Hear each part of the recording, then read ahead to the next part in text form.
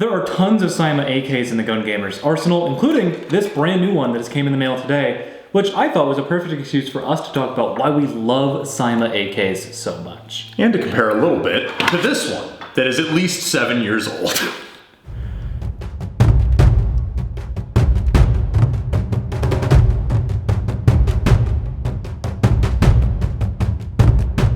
So the thing about CYMA is, I feel like a lot of people kind of say CYMA is a beginner's brand because their products are affordable, for sure.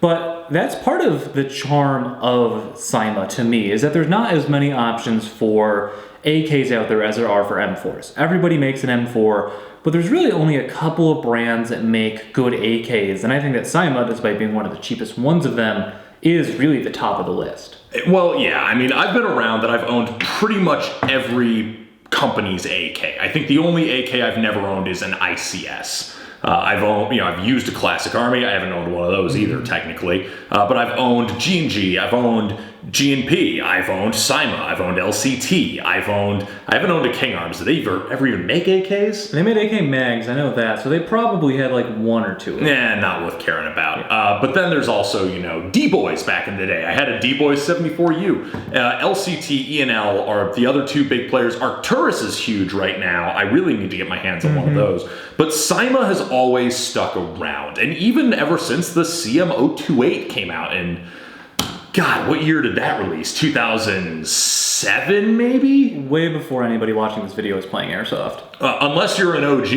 Comment down below if you remember when the CM 028 came out and can correct the year that I just threw out. Yeah, but CYMA has really stood the test of time. And throughout that time, despite some issues with CYMA that we'll get into in a minute, they've always kind of been that affordable and just reliable option out there. And with CYMA, between the underfolder, this AK-105 replica, there's options for any flavor of AK that you want out there. There's also a huge amount of aftermarket support. I mean, CYMA themselves have some branded stuff that they sell, but they're also, compatible with different Marui and even some of the LCT compatible stuff. I think this is technically an LCT railed gas tube, but it's all made to an AK spec, and a lot of them are building off of the same footprint. If you remember, VFC used to make AKs. So the way that Airsoft AKs are assembled now is built upon the VFC footprint, so everybody's working from the same set of notes. But with the CYMA AKs, what I think really makes them compelling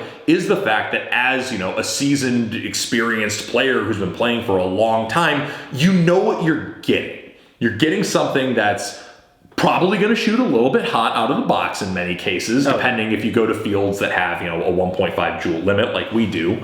But you also know that it's going to be solid enough out of the box. You just drop a different spring in there and you're done. The gun will shoot, the gun will work, and it's going to last a long time because the internals are extremely simple. Yeah, and I feel like going back to what you're buying. It's not like some of the newer stuff that CYMA's coming out with in their M4 lines with the Platinums. These just work. Yeah, they're probably going to shoot 15 FPS too hot if you live in the United States. That's just every CYMA out there. But you know what you're going to get. And as long as you're okay with swapping out that spring, this is, this AK-105, for example, is $225 when I checked before this video. For buying a $10 spring for $230, especially now, that's a good deal for an airsoft gun. And the nice part about the analog electronics that these come with, I think they're a bit underappreciated. Now, I'm sure that there's going to be a lot of players who go down in the comments and say, oh my God, imagine running trigger contacts in this year of our Lord 2024. But the thing is, when you are keeping this as a backup gun, maybe you're using it as a rental, maybe you're using it as a loaner, or maybe you're like me and you just like having something that no matter what event you're going to, it's going to work. Because it's extremely simple, it's extremely robust, and it doesn't have a whole bunch of failure points introduced to the electronics. The V3 gearbox is legendarily reliable as long as you don't have major components breakage. But this gun is 7 years old. Since I bought it, I don't know when Matt got it. I think the last thing I just had break was the trigger.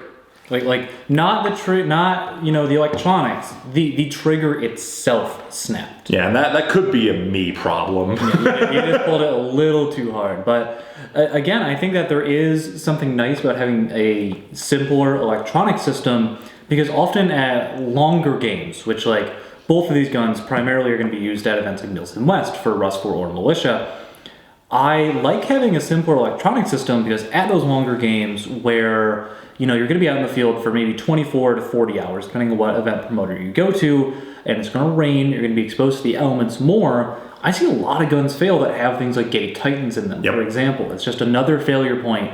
The other thing that I don't like about Gate Titans, which is kind of a nitpick, is they have a little bit of IR light the way that they work, so you can actually see that through the bottom of the trigger when it's installed in an AK, which I don't want to give myself away under nods. I guess that's very small, but it's just a little nitpick. And again, it's something that can break versus what comes in this that's already incredibly reliable. This gun has been to games where it was 40 degrees and raining the entire time for 40 hours. Multiple times. This gun has been to Arctic Saratov, and those of you who were at that one know that it got down to something like 18 degrees at night and was still freezing cold during the day. I have brought this to games where it was super hot and super humid and super crazy like that. I've given this gun to probably dozens of players over the years to loan it out, and every single time it comes back and is still working. Yeah, it doesn't have the craziest trigger response. It doesn't have an amazing rate of fire. I did swap the hop-up bucking at some point, because I think I put a cold weather one in because I was going to games like Arctic Saratov. But other than that, the actual gearbox and main body have just stood up to everything. It just works, and I think there's some beauty. The wise words of Todd Howard. I think there is some beauty to the simplicity of it. That being said, it's not the best airsoft gun out there by any means. You can build something significantly better than what you're going to get with a CYMA, but for games where you're not trying to maximize the effectiveness of it, you're not going to an indoor field, or you're not doing Speed QB, which is very competitive, this is fine outside of those applications. You could build something better, but if you just need something that works and something that's reliable, again, Nielsen West comes to mind for me. Gun Gamers Productions comes to mind. If you're worried about endurance of it, I think these really fit the bill. I think something else is, again, the price point of these falls a little bit lower than some of the other competitors right now for AKs. Especially if you're comfortable buying used. I got this for $80 and a firm handshake. I don't think I've had an airsoft gun that cost as much or less than that last this long. I'm at $10 a year for cost of this gun. So comparatively, for the AK-105 platform, the E&L Essentials line is about $280. Again, this was about $225. So the E&L Essentials line is about $60 more. If you want to get an LCT, most of their AKs, depending on the furniture, is going to be anywhere from $360 up to $500. And I think LCT and CYMA both do a really good job of having a lot of different options out there. Yes. I think LCT is a little bit more forward with what most players want nowadays, with a lot of Zenetco style replicas. But this is just, for $225, I could completely kit this out in Zenetco stuff that LCT doesn't offer stock, and still spend less than the LCT in some cases. I've also owned several LCT AKs over the years. I still have an LCT RPK. I've got another LCT 74 that's in a box sitting at Jim's house right now. But the difference between LCT and CYMA in terms of quality, I think, is purely external.